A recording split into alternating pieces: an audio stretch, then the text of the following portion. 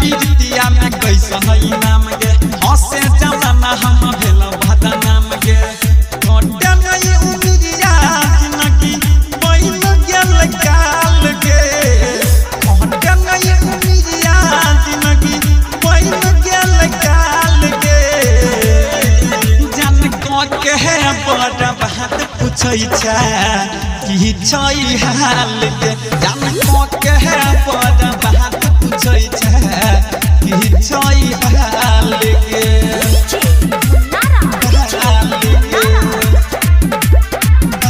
झिटकी बाजार मधुबनी दिल जखम तो जबे रहम हो कैया कहाया पल पल तारा पाबैया हमारा तोहरा याद के सहाया तोहरा याद के सहाया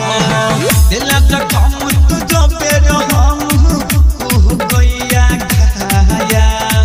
पल पल तारा पाबैया हमारा तोहरा याद के सहाया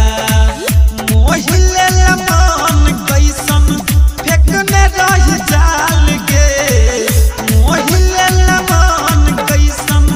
फेंकने रही जाल गे जन को के बड़ा बात पूछै छै की छै हाल गे जन को के बड़ा बात पूछै छै की छै हाल गे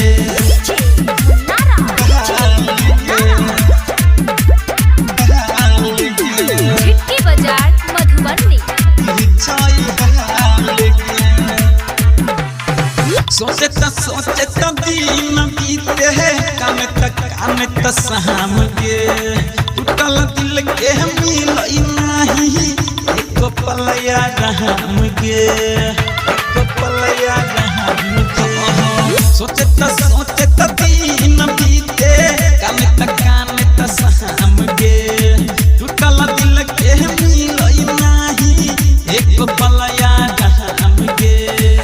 राजेश रंजन पंकज रहे छौ बेहाल गे राकेश सत्यम पंकज